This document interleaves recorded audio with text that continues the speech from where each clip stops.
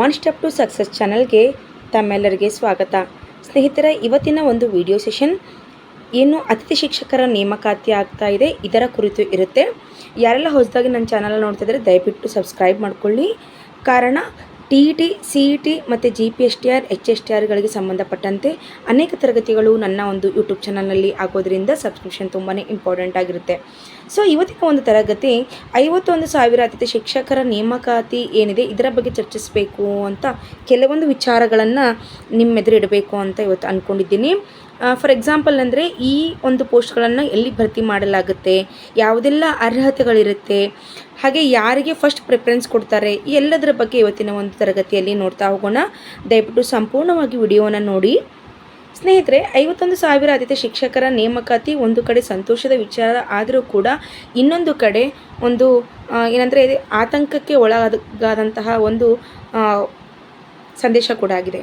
ಯಾಕಂದರೆ 51,000 ಶಿಕ್ಷಕರ ನೇಮಕಾತಿ ಮಾಡಿಕೊಂಡ್ರೆ ಇವರು ಇನ್ನು ಪರ್ಮನೆಂಟ್ ಟೀಚರ್ಸ್ ಏನು ವೇಕೆನ್ಸೀಸ್ ಇದೆ ಅದು ಡಿಲೇ ಆಗ್ತಾ ಇರೋದು ಇಲ್ಲಿ ಒಂದು ಆತಂಕಕಾರಿ ವಿಷಯ ಆಗಿದೆ.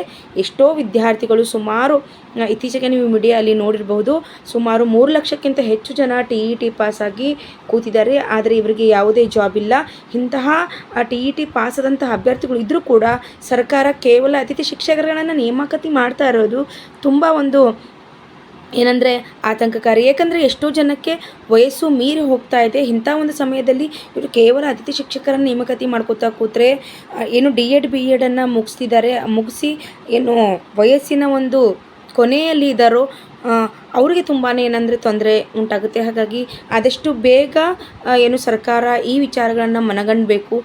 ನೀವು ನೋಡಿದ್ರೆ ಈ ಒಂದು 2025ನೇ ಒಂದು ಇಸ್ವಿಯಲ್ಲಿ SSLC ರಿಸಲ್ಟ್ ಕೂಡ ಏನು ಈ ಗೌರ್ಮೆಂಟ್ ಸ್ಕೂಲ್ಗಳಲ್ಲಿ ಕಡಿಮೆ ಆಗಿದೆ. ಇದಕ್ಕೆಲ್ಲ ಕಾರಣ ಪರ್ಮನೆಂಟ್ ಶಿಕ್ಷಕರ ಒಂದು ಕೊರತೆ ಇದೆ. ಹಾಗಾಗಿ ಇದನ್ನೆಲ್ಲ ಸರ್ಕಾರ ಮನಗಣಬೇಕಾಗಿದೆ ಅಂತ ಹೇಳ್ತಾ, ಸೊ ಏನಿದೆ ಕೆಟಗರಿ ಅಂತ ನೋಡ್ತಾ ಹೋಗೋಣ. ನೋಡಿ ಫ್ರೆಂಡ್ಸ್, ನಾವು ಈ ಒಂದು 51,000 ಅತಿಥಿ ಶಿಕ್ಷಕರ ನೇಮಕಾತಿ ನಾವು ಎಲ್ಲಿ ಮಾಡಬೇಕು ಅಂತಂದರೆ, ಫಸ್ಟು ನೀವು ಮೊದಲು ಯಾವ ಒಂದು ಯಾರು ಇದನ್ನು ನೇಮಕಾತಿ ಮಾಡ್ಕೋತಾರೆ, ಯಾರು ಸೆಲೆಕ್ಷನ್ ಮಾಡ್ತಾರೆ ಅಂದರೆ ಯಾವ ಶಾಲೆಗೆ ನೀವು ಹೋಗಿರ್ತಾರೋ ಅವರ ಮುಖ್ಯೋಪಾಧ್ಯಾಯ ಇರ್ತಾರೆ, ಅವ್ರ ಕೈಯಲ್ಲೇ ಇರುತ್ತೆ ಫ್ರೆಂಡ್ಸ್ ಇದು. ಓಕೆನಾ? ಮುಖ್ಯೋಪಾಧ್ಯಾಯರ ಕೈಯಲ್ಲೇ ಇರುತ್ತೆ. ಹೆಡ್ ಮಾಸ್ಟರ್ ಏನು ಹೇಳ್ತೀವಲ್ವ ಅವ್ರ ಕೈಯಲ್ಲಿ. ನಿಮ್ಮ ನಿಯರ್ ಯಾವ ಸ್ಕೂಲ್ ಇದೆ ಗೌರ್ಮೆಂಟ್ ಸ್ಕೂಲು, ಅಲ್ಲಿ ಹೋಗಿ ನೀವು ಮುಖ್ಯ ಗುರುಗಳನ್ನು ಕಂಡು ಅಲ್ಲಿನ ಇನ್ಫಾರ್ಮೇಷನ್ ತಗೊಳ್ಳಿ. ಯಾವ ಸಬ್ಜೆಕ್ಟು ಯಾವುದು ಖಾಲಿ ಇದೆ ಅಲ್ಲಿ ನಿಮಗೆ ಏನಂದರೆ ಪೋಸ್ಟನ್ನು ಭರ್ತಿ ಮಾಡ್ಬೋದು. ಇದು ಯಾವುದೇ ಒಂದು ಅಪ್ಲಿಕೇಶನ್ ವೆಬ್ಸೈಟಲ್ಲಿ ಬಿಡೋದಾಗಲಿ ಅಥವಾ ಯಾವುದೋ ಒಂದು ಸರ್ಕಾರಿ ಒಂದು ಕಚೇರಿಗಳಲ್ಲಾಗಲಿ ಸಿಗೋದಿಲ್ಲ. ನೀವು ನೇರವಾಗಿ ಶಾಲೆಗಳಿಗೆ ಹೋಗಿ ಏನು ಮುಖ್ಯ ಗುರುಗಳಿದ್ದಾರೆ ಅವರನ್ನು ಕಂಡ್ರೆ ಸಾಕು, ನಿಮಗೆ ಗೊತ್ತಾಗುತ್ತೆ. ಇನ್ನು TET ಮಾಡಿದವ್ರಿಗೆ ಫಸ್ಟು ಒಂದು ಎಲಿಜಿಬಿಲಿಟಿ ಸಿಗುತ್ತೆ. TET ಯಾರು ಮಾಡಿದ್ದಾರೆ ಅಂದರೆ ಈಗ ಇಬ್ಬರು ಹೋಗಿದ್ದೀರಾ ಅಂತ ಅಂದ್ಕೊಳ್ಳಿ, ಅದರಲ್ಲಿ ಒಬ್ಬರಿಗೆ TET ಆಗಿದೆ, ಇನ್ನೊಬ್ಬರಿಗೆ TET ಆಗಿಲ್ಲ ಅಂತ ಅಂದ್ಕೊಂಡ್ರೆ TET ಆದವ್ರಿಗೆ ಫಸ್ಟ್ ಪ್ರಿಫರೆನ್ಸ್ನ ಕೊಡ್ತಾರೆ ಸ್ನೇಹಿತರೆ. ಅದರೊಂದಿಗೆ ಸ್ಥಳೀಯರಿಗೆ ಜಾಸ್ತಿ ಪ್ರಿಫರೆನ್ಸ್ ಸಿಗುತ್ತೆ. ಸರಿನಾ? ಈಗ ಒಂದು ಊರಿದೆ ಅಂದರೆ ಆ ಊರಲ್ಲಿ TET ಪಾಸಾದವ್ರಿಗೆ ಫಸ್ಟ್ ಪ್ರಿಫರೆನ್ಸ್ ಸಿಗುತ್ತೆ. ಆ ಊರಲ್ಲಿ ಯಾರೂ ಸಿಕ್ಕಿಲ್ಲ ಅಂದರೆ ನಿಮಗೆ ಸೆಕೆಂಡ್ ಪಕ್ಕದಲ್ಲಿ ಊರಲ್ಲಿರೋನಿಗೆ ಕರ್ಕೋತಾರೆ. ಓಕೆನಾ? ಈ ರೀತಿ ಇರುತ್ತೆ. ಸೊ ಇದು 3 ಮುಖ್ಯವಾದ ಅಂಶಗಳಾಗಿದೆ. ಒಂದು, ನೀವು ಶಾಲೆಯ ಹೆಡ್ ಮಾಸ್ಟರ್ಗೆ ಮೀಟ್ ಆಗಿ, ಅದಾದಮೇಲೆ TET ಪ್ರಿಫರೆನ್ಸ್ ಫಸ್ಟ್ ಕೊಡ್ತಾರೆ, ಅದು ಊರಲ್ಲಿರೋರಿಗೆ ಮೊದಲೇ ಕೊಡ್ತಾರೆ ಅಂತ. ಅದಾದಮೇಲೆ ನೀವು ಸಿಟಿ ಲೆವೆಲಲ್ಲಿ ಬಂದ್ರೇ ಅಲ್ಲಿ ಕೂಡ ಅಷ್ಟಾಗಿರುತ್ತೆ. ಆ ವಾರ್ಡಲ್ಲಿರೋರು ಯಾರಾದರೂ ಇದ್ದರೆ ಅವರಿಗೆ ಫಸ್ಟ್ ಪ್ರಿಫರೆನ್ಸ್ ಸಿಗುತ್ತೆ ಅಂತ ಇದೆ. ಇದು ಬೇಕಾದರೆ ನೀವು ಕೇಳ್ಕೊಬೋದು ಹಿಂದೆ. ಸರಿನಾ? ಸೊ ಇಷ್ಟು ಮೇನ್ಲಿ ನಿಮಗೆ ಎಲ್ಲಿ ನಾವು ಅಪ್ಲಿಕೇಶನ್ನ ಹಾಕಬೇಕು, ಎಲ್ಲಿ ಇದನ್ನು ನಾವು ಭರ್ತಿ ಮಾಡಬೇಕು ಅನ್ನೋದು ಯಾರಿಗೆಲ್ಲ ಗೊಂದಲ ಇತ್ತು ಅವ್ರಿಗೆ ಕ್ಲಿಯರ್ ಆಗಿದೆ ಅಂತ ಅಂದ್ಕೋತೀನಿ.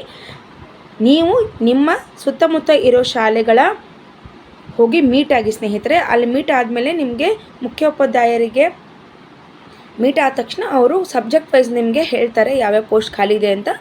ಅಲ್ಲಿ ಖಾಲಿ ಇರಲಿಲ್ಲ ಅಂದರೆ ನೆಕ್ಸ್ಟ್ ನೀವು ಮುಂದೆ ಹೊರಿಬೋದು. ಓಕೆನಾ? ಸೊ ಫಸ್ಟು TET ಪ್ರಿಫರೆನ್ಸ್, ನಾನು ಆವಾಗಲೇ ಹೇಳಿರೋ ಹಾಗೆ ಫಸ್ಟು TETನೇ ಇರೋದು. ಸೊ TET ಪ್ರಿಫರೆನ್ಸ್ನ ಕೊಡ್ತಾರೆ.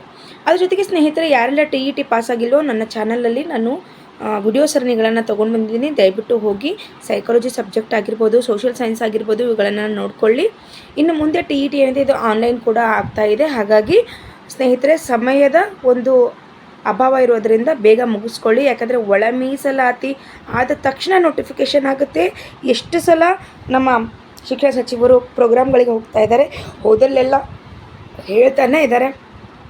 ಒಳ ಮೀಸಲಾತಿ ಬೆಳಗ್ಗೆ ಬಂದರೆ ಮಧ್ಯಾಹ್ನ ಪೋಸ್ಟ್ ಬಿಡ್ತೀನಿ ಅನ್ನೋ ಮಾತು ಕೂಡ ಆಡಿದ್ದಾರೆ, ನೀವು ಕೂಡ ಕೇಳಿಸ್ಕೊಂಡಿರಬಹುದು. ಹಾಗಾಗಿ ನೀವು ಒಳ ಮೀಸಲಾತಿ ಆಗೋವರೆಗೂ ಕಾಯ್ದೆ ನೀವು ರಿವಿಷನ್ ಪಾರ್ಟ್ನ ಇಟ್ಕೊಂಡಿರಬೇಕು. ಇವಾಗಲೇ 4-5 ಸಲ ರಿವಿಷನ್ ಮಾಡಿದ್ರೆ ಮಾತ್ರ ನೀವು ಇದರಲ್ಲಿ ವಿನ್ ಆಗ್ತೀರಾ ಸ್ನೇಹಿತರೆ. ಅದರಲ್ಲಿ GPSTR ಏನಾದರೂ ಓದ್ತಾ ಇದ್ದರೆ ನೀವು ಏನು ಮಾಡಬೇಕು ಅಂದರೆ ರೈಟಿಂಗ್ ಪ್ರಾಕ್ಟೀಸ್ ಮಾಡಿ. ಹೋದ ಸಲ ರೈಟಿಂಗ್ ಪ್ರಾಕ್ಟೀಸ್ ಇರೋದಕ್ಕೆ ಆಗಲಿಲ್ಲ ಅನ್ನೋದಕ್ಕೆ ತುಂಬ ಜನ ಹೊರಗಡೆ ಉಳಿದ್ರು. ಓಕೆ, ಸೊ ಇದೆಲ್ಲ ಮೇನ್ ಪಾಯಿಂಟ್ಸ್ ಇತ್ತು. ಯಾವ ರೀತಿ ರೈಟಿಂಗ್ ಪಾಯಿಂಟ್ಸ್ ಅಂತಂದರೆ ಬರೆಯೋದನ್ನು ಫಾಸ್ಟ್ ಮಾಡ್ಕೊಳ್ಳಿ, ಟೈಮ್ ಮ್ಯಾನೇಜ್ ಮಾಡ್ಕೊಳ್ಳೋದನ್ನು ಕಲೀರಿ ಅಂತ ಹೇಳ್ತಾ ಇರೋದು, ಸರಿನಾ? ಸೊ ಇವತ್ತಿನ ಒಂದು ವಿಡಿಯೋ ನಿಮಗೆ ಇಷ್ಟ ಆಗಿದ್ದರೆ ದಯವಿಟ್ಟು ಲೈಕ್ ಮಾಡಿ, ಶೇರ್ ಮಾಡಿ, ಸಬ್ಸ್ಕ್ರೈಬ್ ಮಾಡಿ. Thank you so much watching this video ಸ್ನೇಹಿತರೆ.